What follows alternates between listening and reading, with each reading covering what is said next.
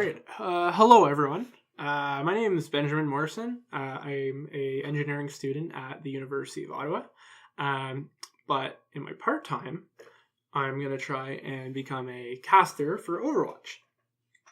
So hopefully this is one of many VOD reviews that I'll be doing on this channel. So I'll be looking for great feedback in the comments and on Reddit and all of that for what I can improve on in future VOD reviews. But for now, we're going to be looking at Sweden versus the United Kingdom from BlizzCon that happened last weekend. I think some key players to look at before we enter this match is we'll see a big performance out of Manitin on the Zarya, on Oasis, on Oasis, on University. And I think that will be one of the keys going into this map. And it will also be interesting to see how the UK appears to change away or favor away from Mercy after a failed first map. Anyway, let's get into this and see what happens.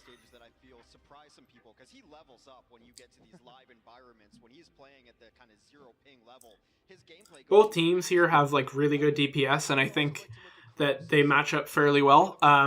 Sweden, I feel, definitely has a diverse pool in terms of their heroes. To me, the United Kingdom's a little bit limited, especially from what I've seen of them.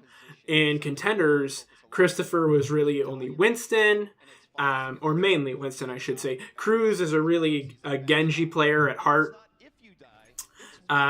And Mikey A is really Tracer. And so there's kind of less options. And we'll see that as the series progresses, Tavik is able to flex a lot more. And although we don't see it this map, he also has the option of Pharah, which is something the UK doesn't.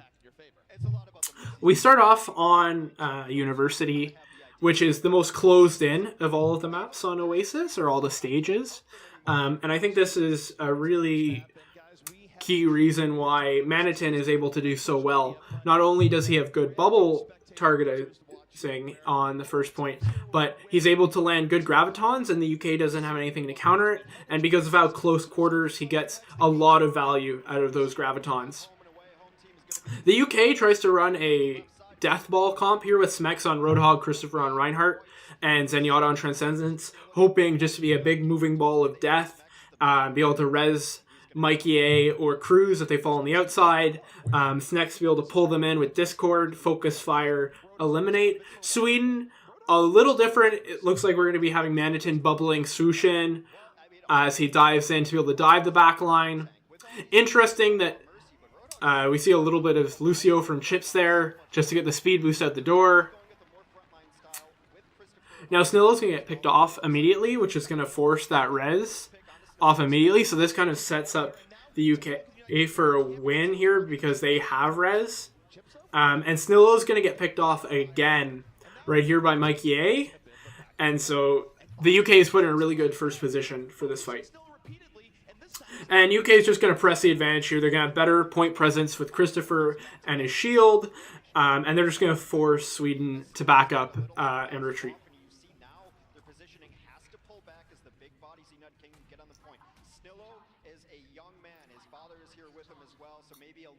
We'll notice here a rocky start for Snillow actually turns out quite well. He ends up doing very well. This is a great tire by Tavik, considering it's going to force the Valkyrie out immediately from Realzex. And I think that's definitely a trade you take any day of the week. Tire for Valkyrie. And also it means the tanks aren't in such good position when the fight starts. And you'll see that Sweden kind of wins a war of attrition here through the Graviton, through Chipsogen's healing.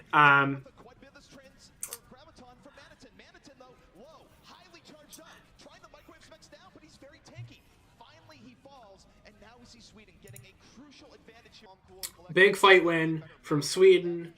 UK invested a lot into that fight. On the next fight, we see Manitin's going to get picked off here.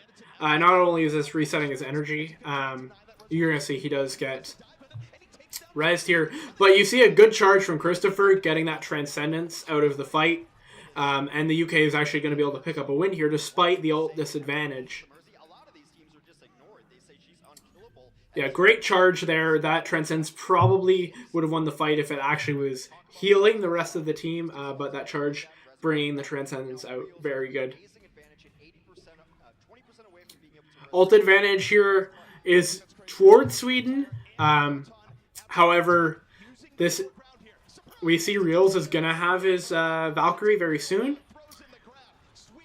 Not that it matters here because he actually gets picked off very quickly and Sweden just pushes their advantage from there. Easy cleanup for them.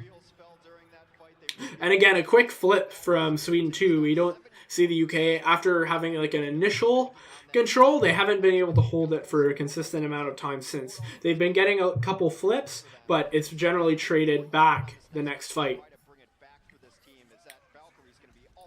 Good news, Reels didn't use his Valkyrie. Boombox is going to have Transcend, Smex, Whole Hog, Mike Ye, Pulse Bomb, so this should be a good fight for the UK.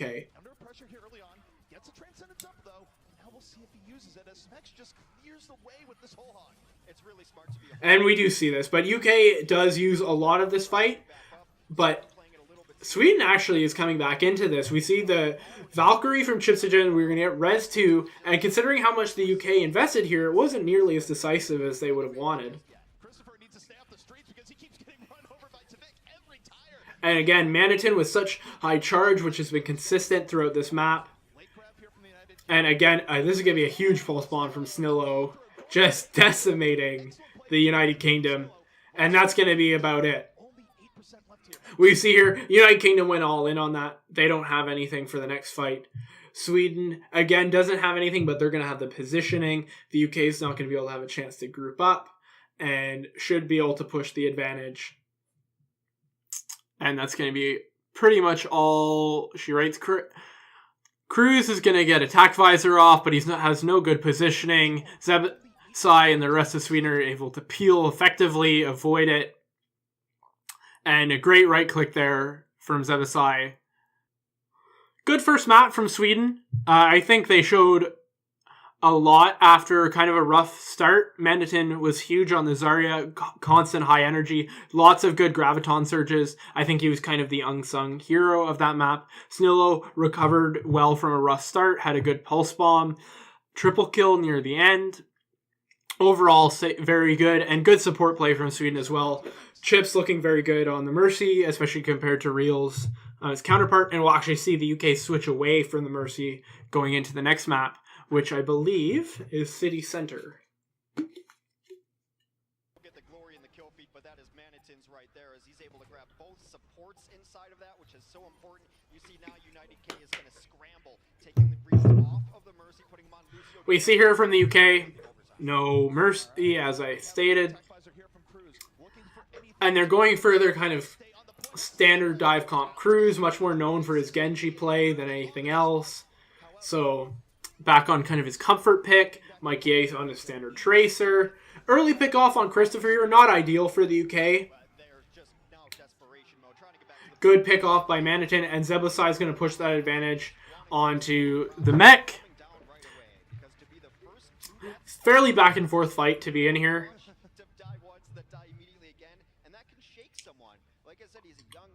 Good pick of Diva here. Just zones out Snillo there. Interesting that the Transcendence was invested here. Not great in terms of an ult economy for Sweden going into the following fights. Especially considering they didn't have the point either. Very interesting of an ult use there.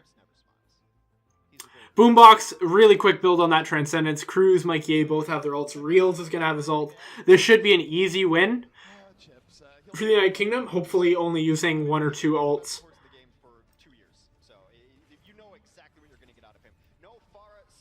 We see the tanks push forward and Cruz immediately dive the back line. Due to just the ultimate advantage, Cruz is able to kind of pick his advantage here. Interesting, both tanks do peel back fairly well to help their supports when Cruz dives in with the blade. But just the ult disadvantage was too much for Sweden to overcome in that fight. We'll see here, actually, the United Kingdom kind of overstays their welcome. They're going to take a lot of damage while exiting here. Boombox is going to get picked, and so is Reels. Both supports down isn't ideal for them. And going into this, Sweden re-engages really effectively after backing up. Going to push the advantage, and they're going to get the flip here. Good first build from the United Kingdom, though. A good solid 60%. They also don't have a lot of ults, though, going into this, so they're going to take some time, hopefully do a couple dry runs, and rebuild. We see some close right clicks from Boombox there, almost getting the pick on Chips.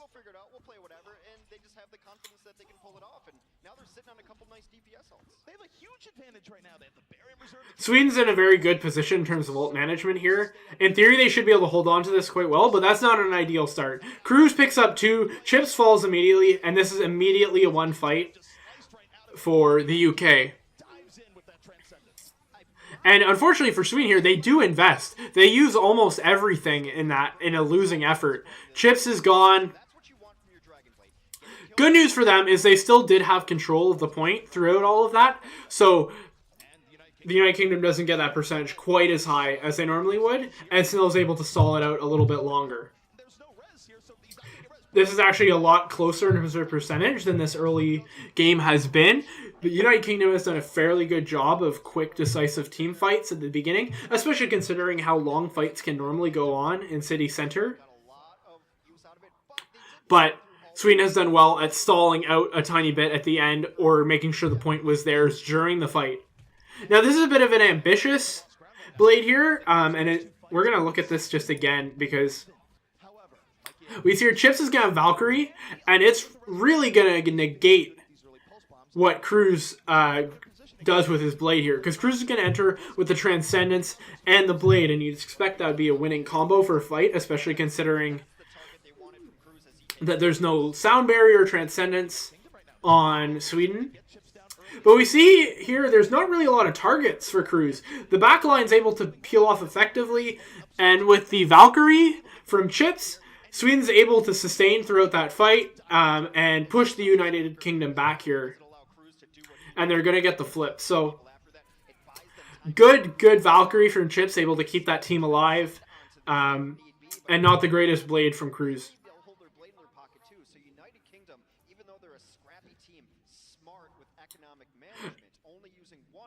We also see that the United Kingdom isn't able to sustain nearly as long as Sweden, just based on the fact that they don't have a Mercy, so the amount of healing they have is significantly limited. They don't have the res available to them, so a war of attrition is heavily favored in Sweden's favor.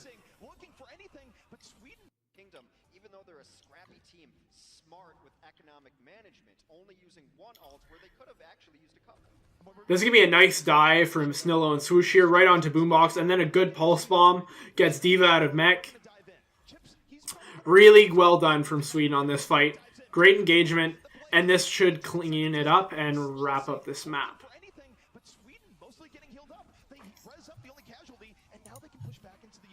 Overall, good performance from Sweden. I thought UK had their flashes in the pan, so to say, where you could see some good moments, some good play from Mikey. I think Cruz's limitations a little bit hurt them on City Center in terms of he is really known for his Genji, and compared to Tavik, doesn't really have that wide hero pool. I think it would have been interesting to see what they could have done with a Pharah, what they could have done with a Trace, a Reaper or something like that, considering how tanky Sweden was. I think it would have been an interesting play to see what would have happened with Reaper. Sweden overall, very well done. Great job from Manitin on the first map. Swoosh and Snillo counter diving really well on City Center. You see Boombox got picked off multiple times through that. And I think compositionally, with just how strong Mercy is, Sweden had an advantage since the beginning on City Center.